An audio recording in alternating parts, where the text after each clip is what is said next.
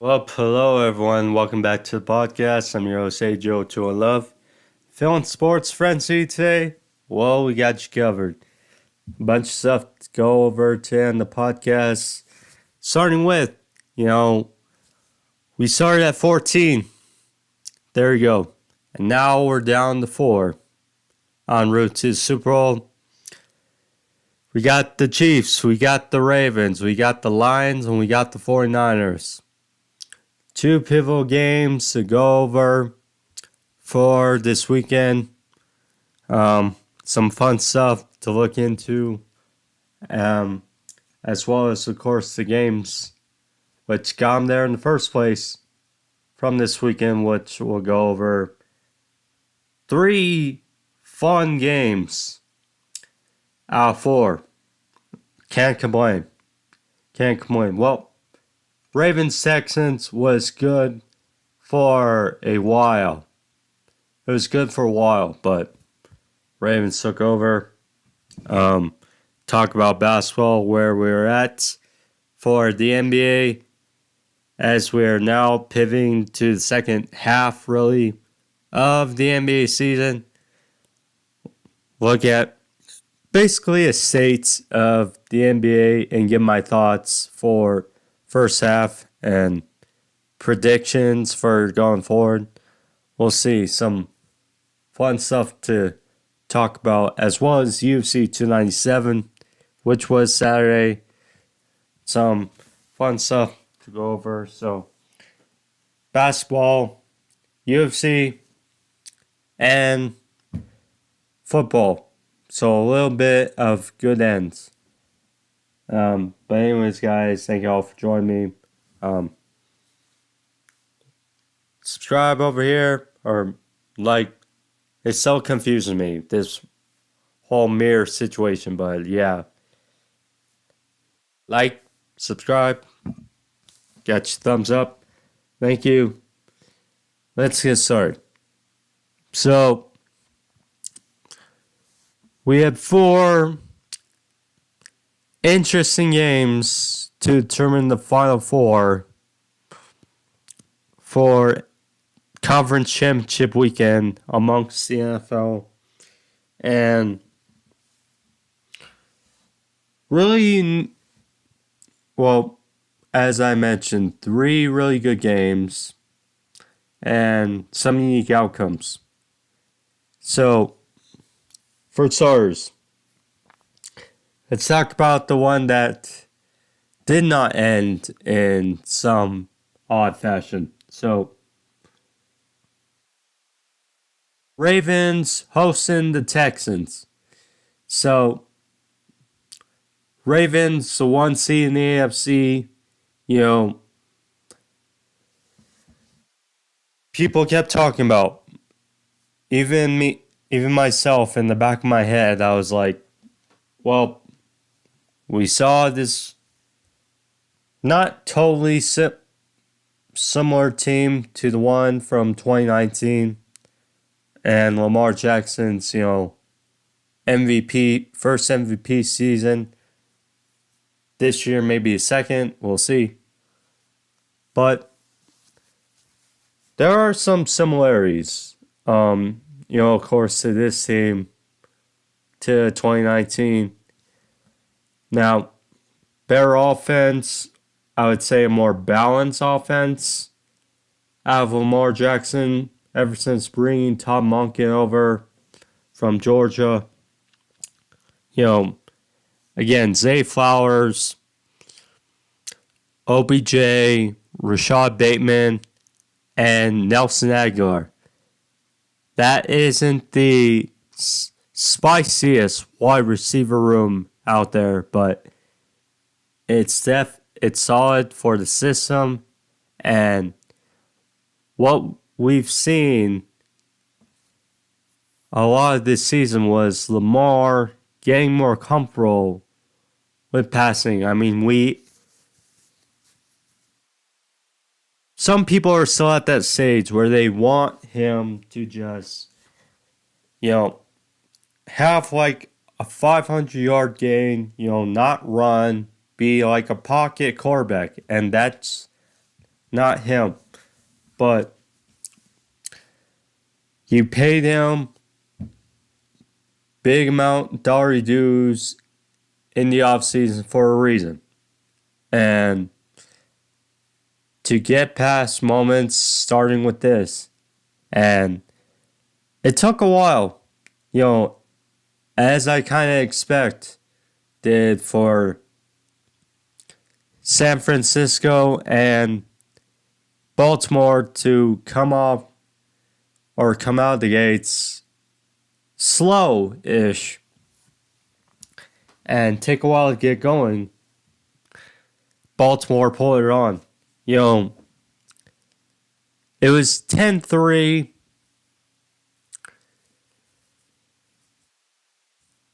It was, 10-3 Ravens. Texans missed a field goal, but they make a stop. It's just a sluggish first half, and then all of a sudden, Steven Sims, a big kickoff or punt return for a touchdown, which all of a sudden, Houston's got a vibe and a momentum, or a sense of momentum now that they're tied. And then 10-10, but second half, just all Ravens. Lamar knew, and John Harbaugh, Ravens knew, okay, it's now tied, they gotta punch back. And boy, they do. And Lamar Jackson is cold, it's frigid, but still managed to make some throws, and some pivotal runs at the end, and made it ultimately 34-10. Now, I did question, with like 5 minutes left in the game, when they got that turnover on downs, I was like, why is Lamar still in there? Thankfully, he didn't get hurt. But I mean, he is their golden ticket to getting to a Super Bowl besides that defense, that very good defense, which held C.J. Stroud and the Texans 0 offensive touchdowns. Hell of a job by Jadeveon Clowney, Kyle Van Noy, Pat. That is a solid linebacker core, that doesn't get probably enough love. Patrick Queen, Roquan Smith, Kyle Van Noy. And then up front, I mean, you got Clowney, you got Matt Buke, you got Owe, who's there sometimes. But I mean, Kyle Hamilton on the back end, I mean, it's a fierce outing for the defense. And then the fact that they didn't have Marlon Humphrey, I mean, was very good. But, they just, besides a few big plays, kept C.J. Stroud and Texans offense in check. They just handle business the way they need to. And they're also in the AFC Championship and looking for Lamar to get the Ravens back to where they were over a decade ago in the Super Bowl in Las Vegas. It did not go so peacefully for the San Francisco 49ers, who welcome in a hungry Green Bay Packers team with Jordan Love, who's been playing very good. Last week, him, Aaron Jones, that offense just shredded the Cowboys in Dallas. But different test, different animal. And you know, Jordan Love and Packers offense, you know, held their own, their defense. Now, ultimately, 24-21 was the fate of the 49ers getting it done. Now, there was some rain.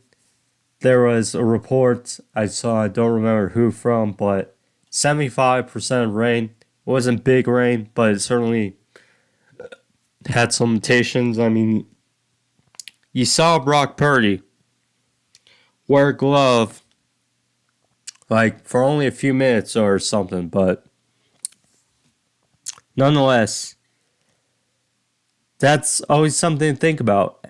You know, Green Bay is a cold weather team, and San Francisco, you know, is normally a good weather team. You know, San Francisco, I mean, nonetheless, it has effects. We saw a number of guys fall down,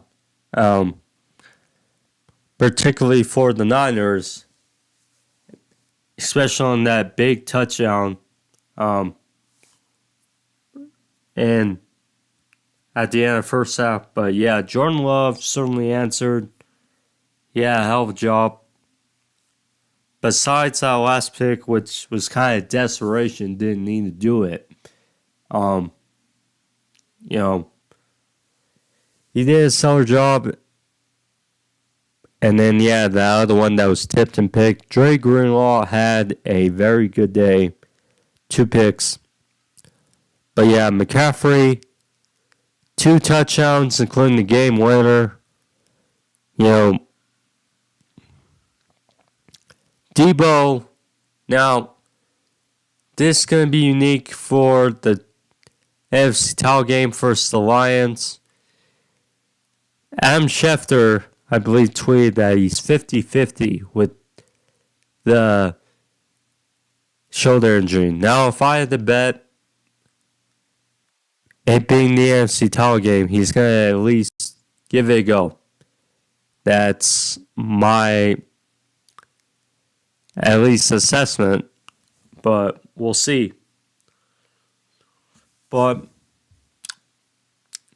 here's the thing. Brock Purdy has had a very good year. You know,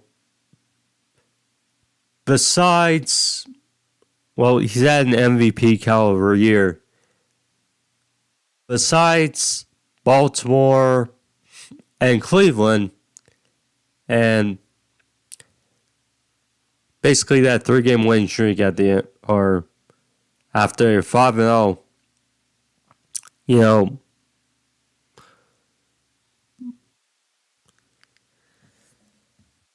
coming into this game, you knew, like I mentioned with the Ravens, they were going to start out a bit slow. And the offense certainly did. They had their hiccups. Brock Purdy almost threw a pick, which, for all we know, could have been a pick 6. But he did look off, you know, majority of the game. Now, on a number of throws. Now, that could have been the rain. Could have been, you know, field, the timing. I don't know. But here's the thing. With Debo going out, it's easy to say, but when Debo goes out, there's a sense of, well, we know Kyle Shanahan likes to run like gadget plays and this or that. With Debo going out, there's a bit of play calling that gets taken out, obviously. Plays designed for Debo. And except for now, because you have Brock Purdy as a peculiar pocket passer now. And yes, you have Kittle, arguably the best tight end in the league. You have Ayuk, who had an all-pro year. I mean, McCaffrey in the back. You know, nonetheless, it's a piece out, and we expect the offense to be churned forward and still stayed in this game, but it did feel a bit off, we could tell. But, gotta say, when the 49ers need it, Brock Purdy made some throws, particularly two very good ones. Well, great throws, great catches, whatever you want to say, but to Juwan Jennings, that big one, and then to Chris Conley, culminating with the game-winning touchdown to Christian McCaffrey.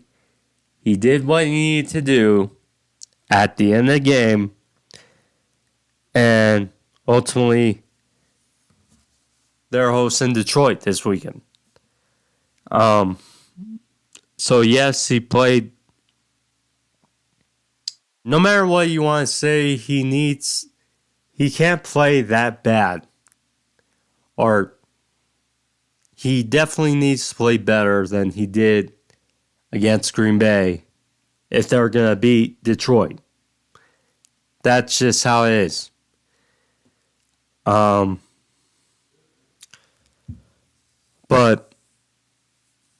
nonetheless, we'll see. I believe the line is 6 points for San Francisco. So we'll see. So I'll probably make a short.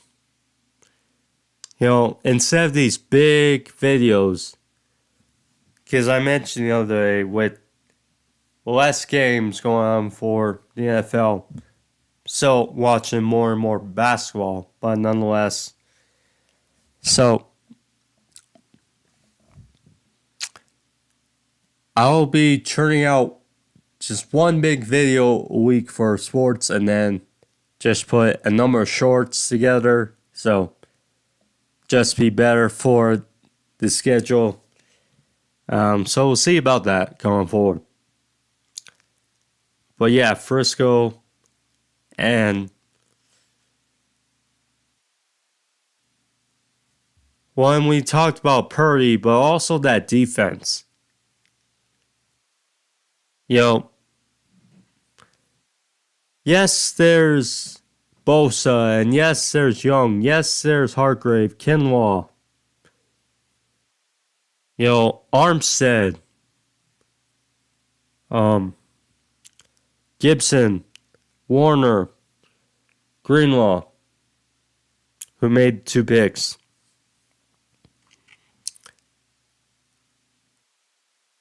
The defense also has to muster up better. Or tighten up, maybe a better term, but they need to tighten up better than they did against Green Bay. Against Detroit, certainly.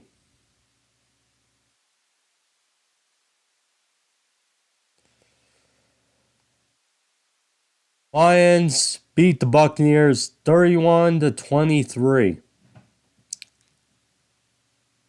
It's kind of crazy for a Lions fan. Kind of have to be on cloud 9 right now. I mean, go from not having a home playoff game or a home playoff win, or playoff win in the playoffs in general, in 30 years, and all of a sudden you're one win away from going to the Super Bowl.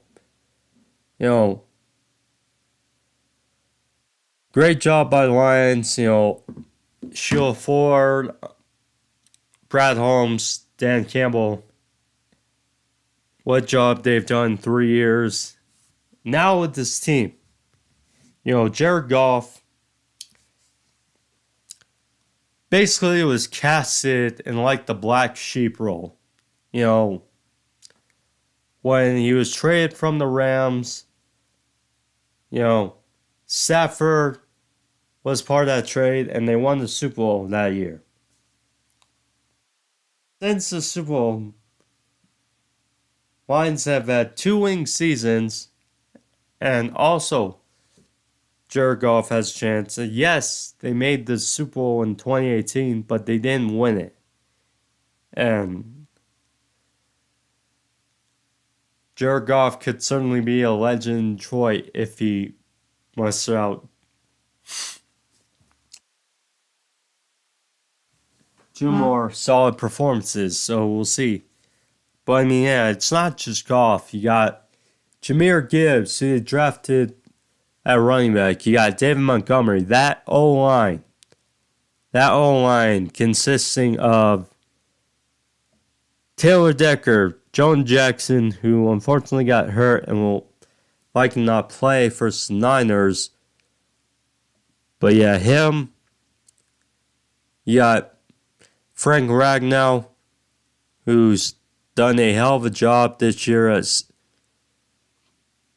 one of the best centers in the league. I mean, you got Panay Sewell on the other side, Graham Glasgow, Dan Skipper sometimes, you got etc. Sometimes it's next man up mentality in that guard position, but nonetheless, they have been consistently one of the best O-lines this year. Now on the defense, Hutchinson, Lee McNeil, James Houston coming back from injury. You got Alex Anzalone, Derek Barnes, Jack Campbell, the rookie, on the secondary. Maybe their Achilles heel, but, C.J. Gardner-Johnson, getting him back certainly helped in the secondary. Certainly helped, But, very good job. Melifonwu, he had a great game against the Buccaneers. Defense has really tightened up. So that's been fun to see. But yeah, it was a fun game. 31-23. It was tied 10-10 at half. And, there was you knew it was going to be a different game than the game in the regular season in Tampa, 20-6. Just knew it. Bucks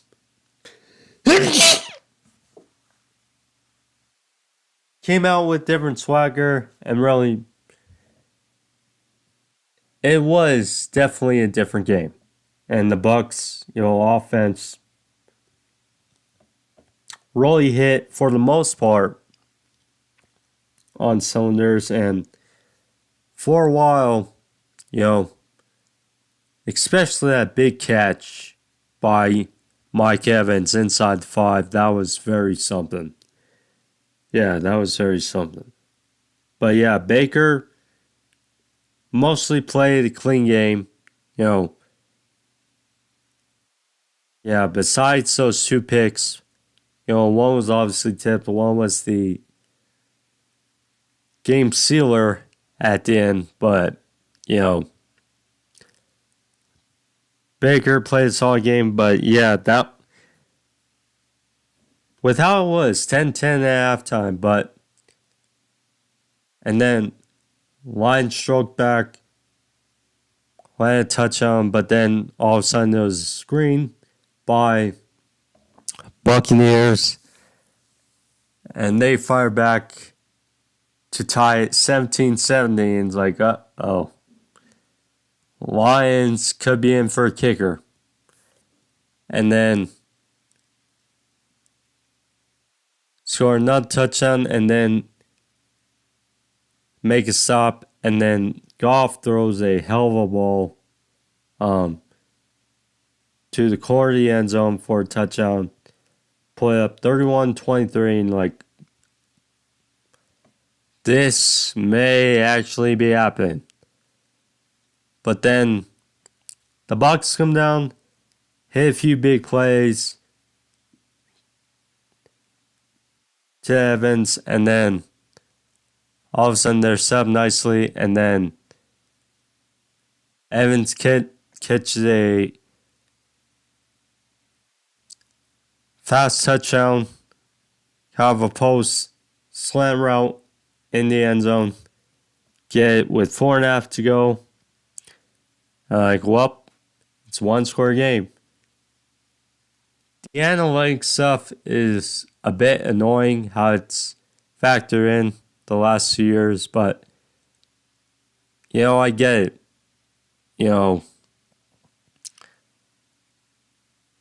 At the end of the day,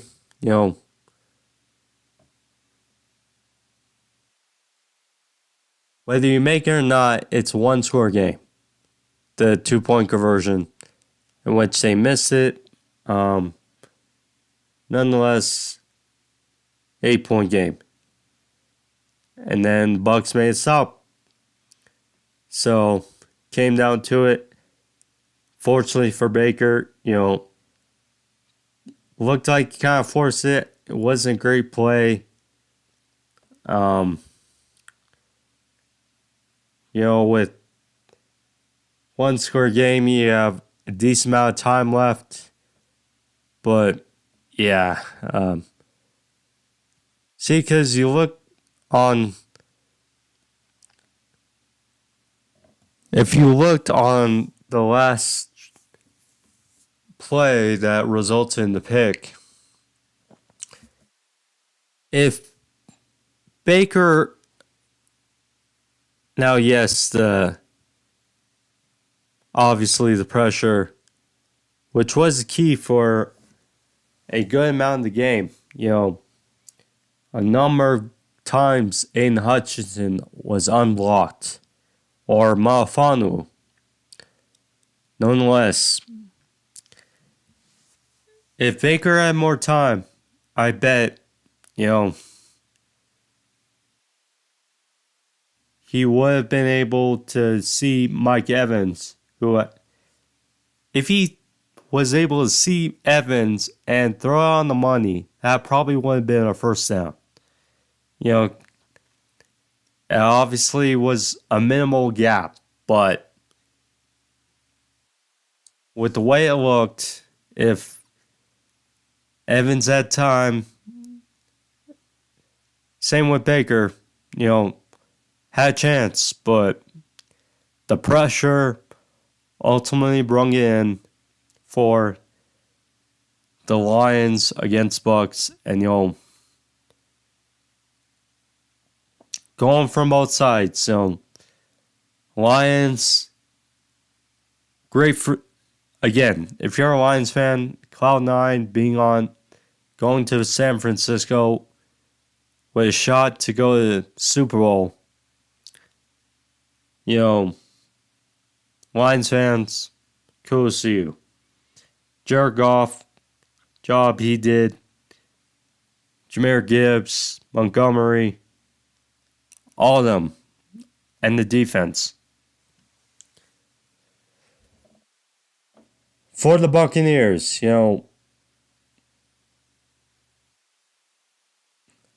great job by Baker this year.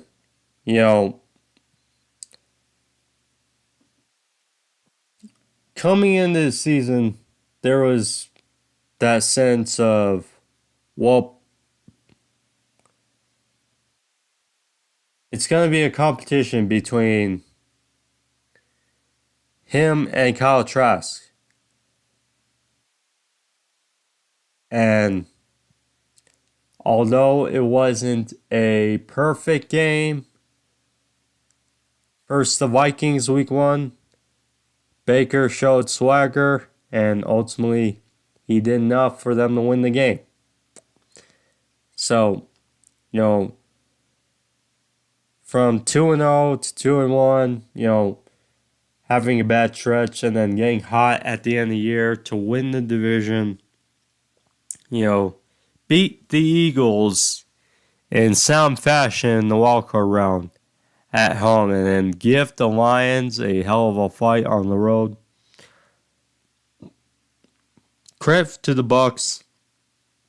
Credit what they did this year.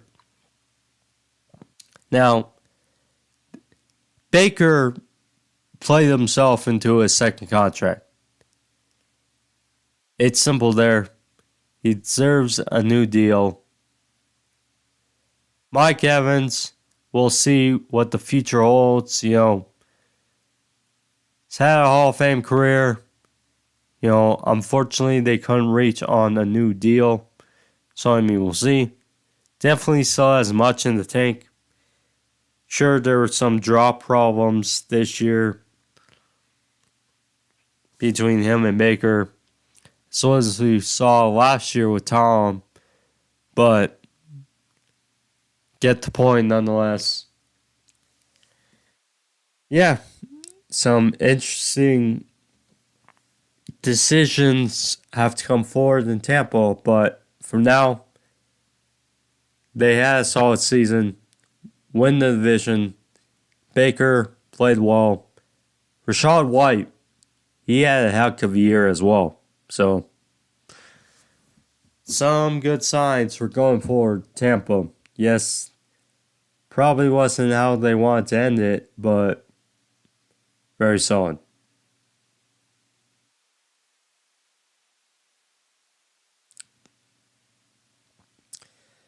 And then,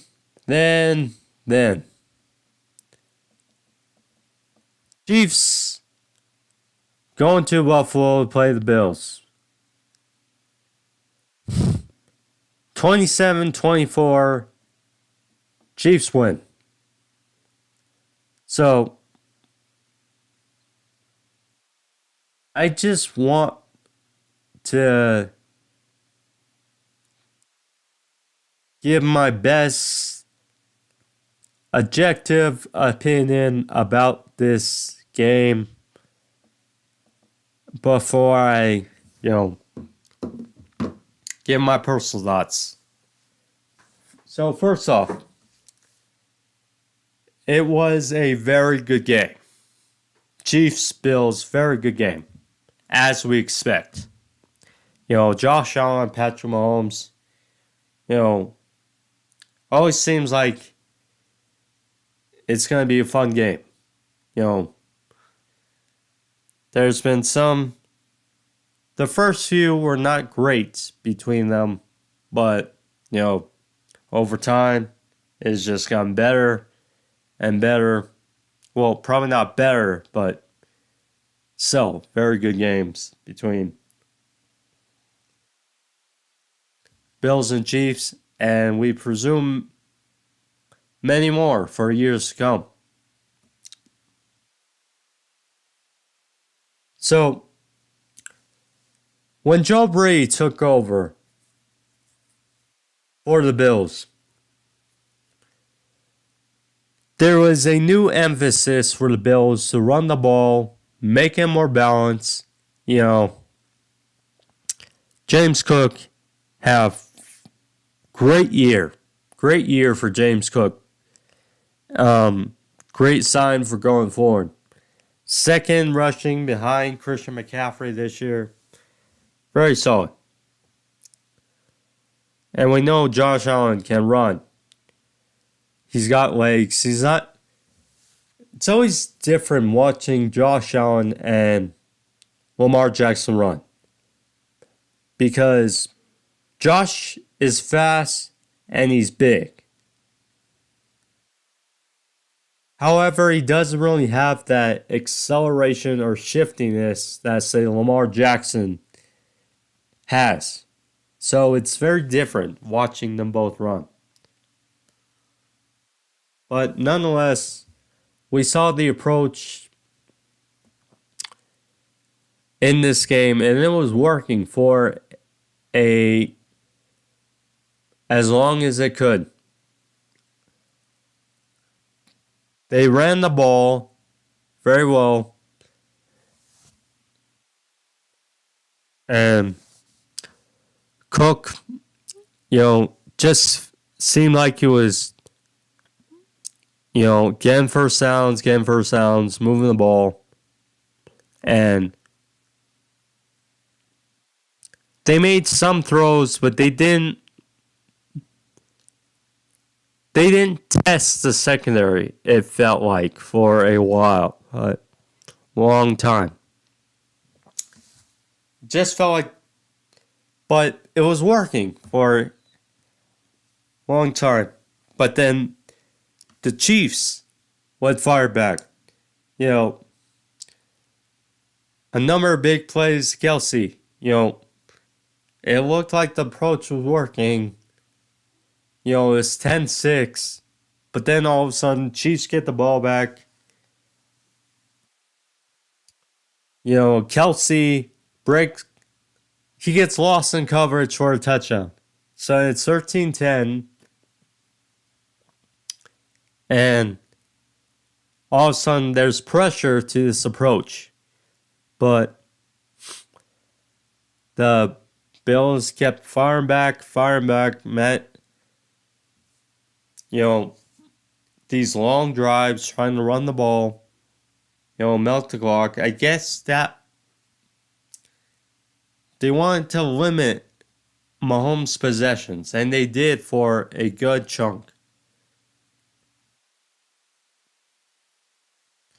Now,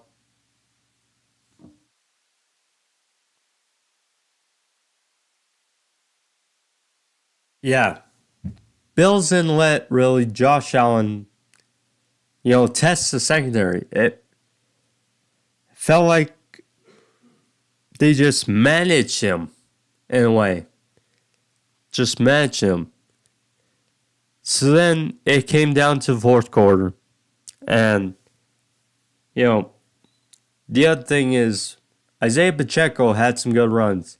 He wasn't very effective, but definitely felt his presence. I mean, obviously he didn't play in their regular season matchup, but he did show his presence. And then, but so we get to the fourth quarter, 27-24. It's fourth down. Okay, you have a good amount of time left. I get going for it. Because I get the approach, trying to limit his possessions. Defense has been okay, but the Chiefs have been moving the ball. Good amount. So they go for it and have DeMar Hamlin on 4th and 5 try to run it. And that was not. It didn't go well. I like the call. Not the play. If you get that. The call, not the play. So, then all of a sudden, Chiefs get back in deep Bills territory, and it looks like they're about to score to go up 2 scores. Then, Mecole Hardman fumbles, credit by Jordan Poyer to knock the ball out, and a call that's, I'll be honest, it's not a great call, but it's a call. As Hardman fumbles into the end zone, and it gets called for a safety, or not a safety, a touchback. So, Bills get a bone. So we'll see. Now, they managed to drive the ball, in field goal range.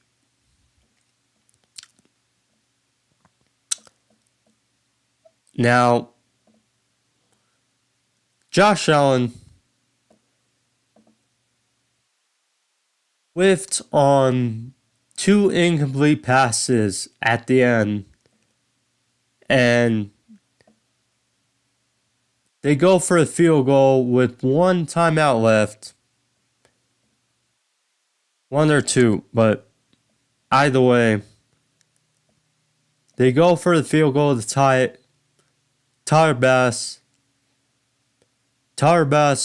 wide right.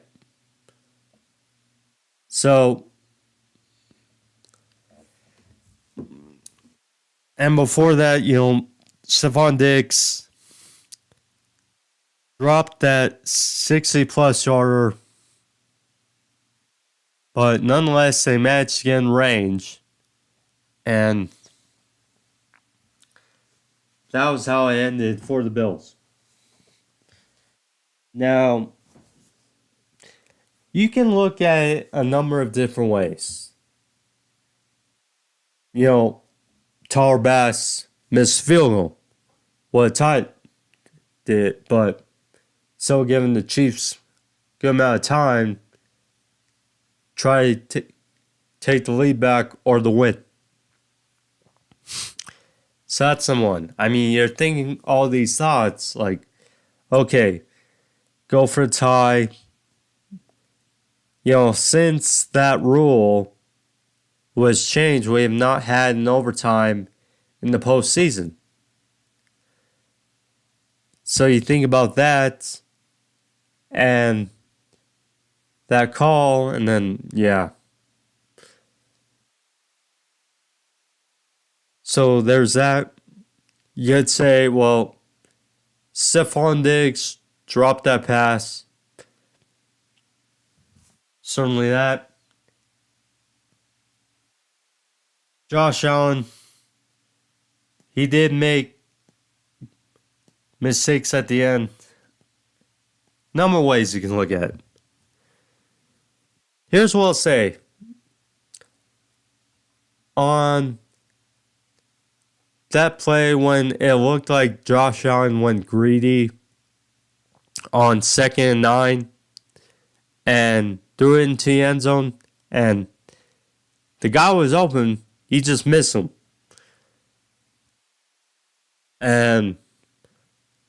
But would have been touchdown, would have been the lead. Time left for the Chiefs, who knows? And then on 3rd down, it's another incompletion. On 2nd down, Diggs was coming across on a cross route. And that would have been at least 5 yards to make it 3rd manageable. And we know how much they've been using Josh on the ground to run. So, there we go. Would have been 3rd and short. But that happened, and then I don't know on the last pass. But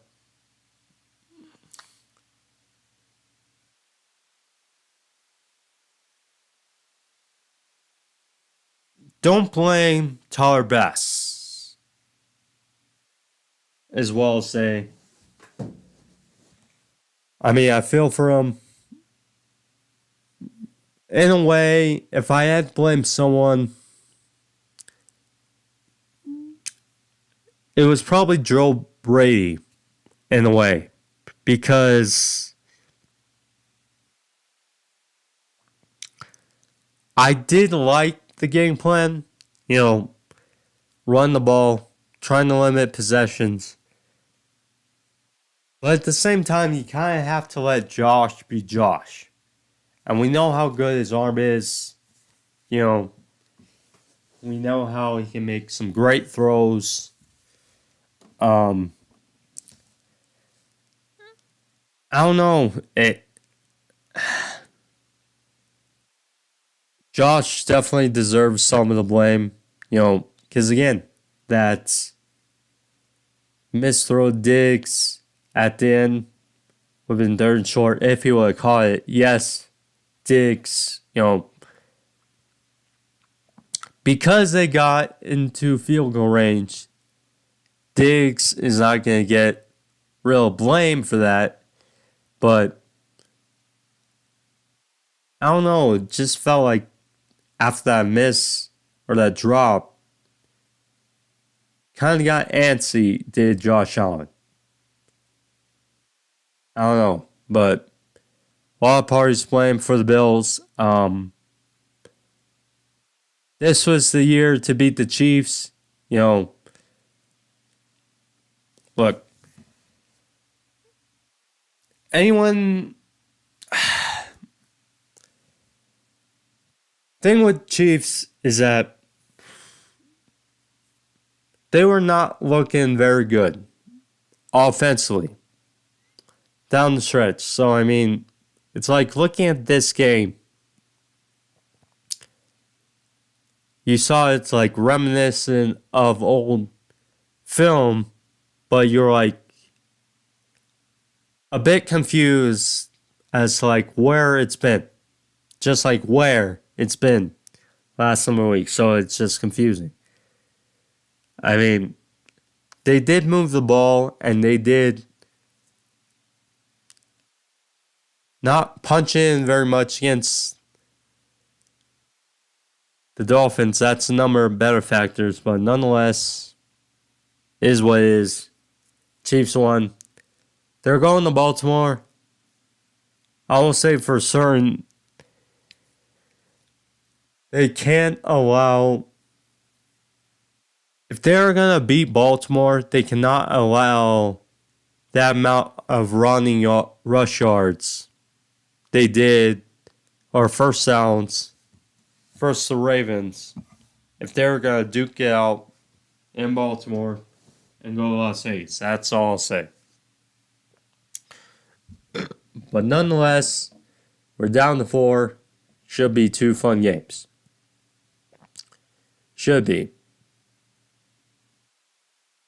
So, gearing towards X. So, we are past the halfway marker for the NFL regular season. So,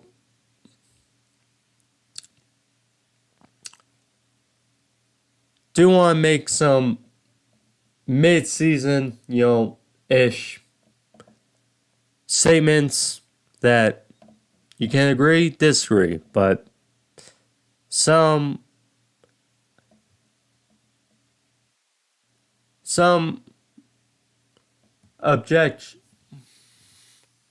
things I've been viewing about a number of teams in the league. We'll see. So, I think we can agree on the West that there's basically 4 teams above the rest, and then, there seems to be 4 great teams, and then a number of really good teams, and then, But Timberwolves, Thunder, Nuggets, Clippers, currently the top 4 in the West. And then, we got the Pelicans, who are a bit of a wild card, and Mavericks, Suns, Kings, Lakers, Jazz to fill out the top 10. Timberwolves, actually, they may have a MVP and a Defensive Player of the Year candidate both together.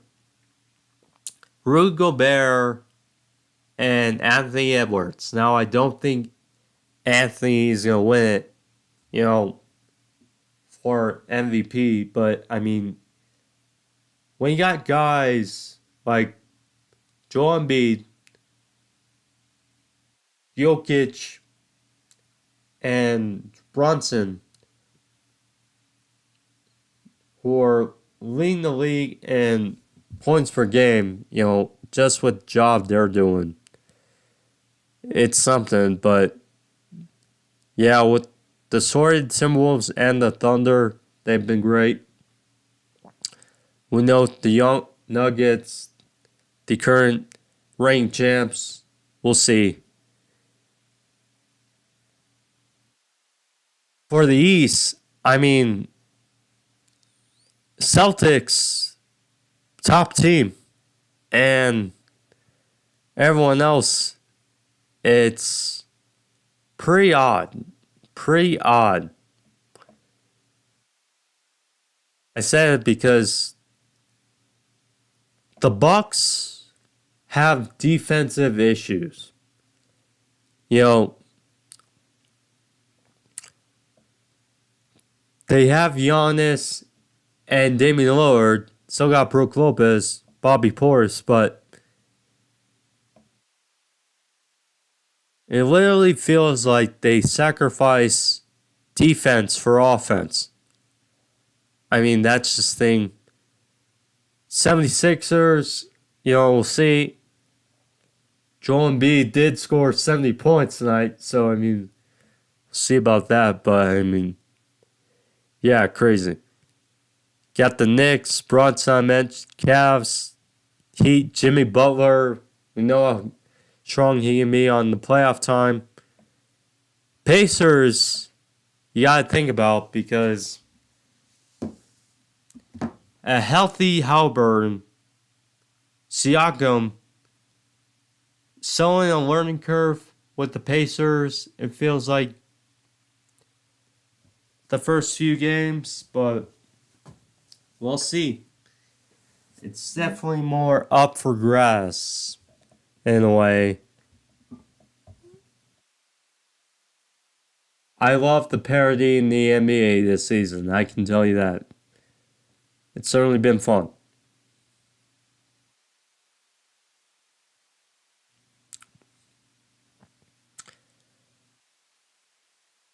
The UNM Lobos basketball team, gotta mention this, as they are now ranked after being two ranked teams in San Diego State and Utah State. It's been a great job for them thus far. We'll see in trying to continue their early success from last year.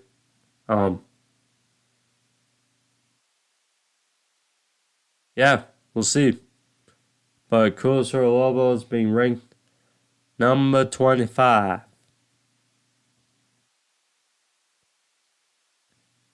Brian Callahan was hired earlier today by the Texans. The former offense coordinator from the Bengals.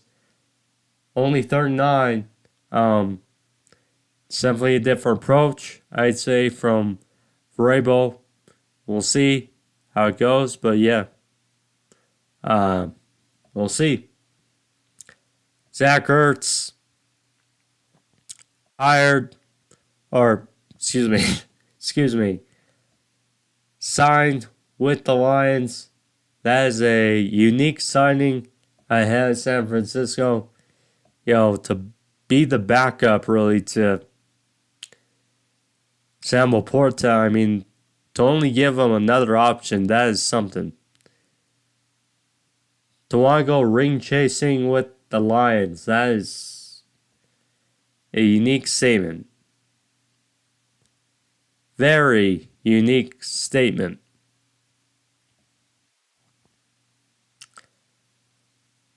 And then, gotta talk about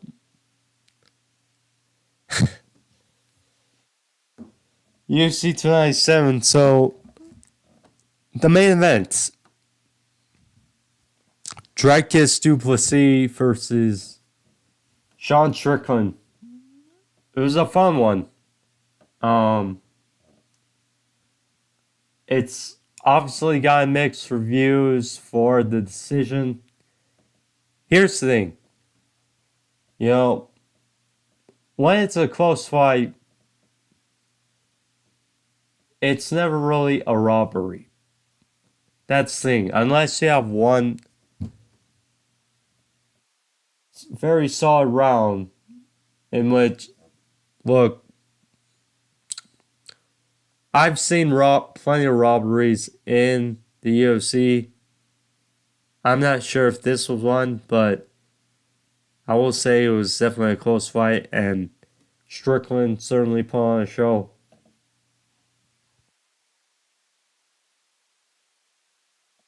To me, it felt like Strickland won rounds 1 and 5, and then Dricus won rounds 2, 3, and 4. That's my opinion. But nonetheless, fun outing, fun fight. That headbutt at the end of, or in round 4 by Plessis, obviously incidental, but, certainly gave a big gash on the eye of Strickland. Didn't realize how bad it was, but yeah, that was something. And credit to Plessis, after coming off wins against Brunson and Whitaker, he is now beating Strickland and now it's the new UFC middleweight champion. Called out Sanya for the eventual fight after. We'll see how that goes. Certainly love to see it. Obviously, we know that was the plan for the fall, but with Plessis not being healthy, and yeah, Strickland beat Sanya. Good fashion. We'll see. I would certainly like to see a rematch. See how it goes. But fun stuff. Looking forward to for UFC and solid card. But yeah, that's the end of episode for you guys there. Hope you guys enjoy it. If you guys liked it, subscribe. Hit that like button in the corner. Leave a thumbs up. Thank you guys all. So, yeah, later this week, I think I'll do a short for my predictions for the conference championship games this weekend, considering there's only 2. So, yeah, I'll probably post it, say, Thursday or Friday. So, keep your eyes open for that. And yeah, thank you guys all.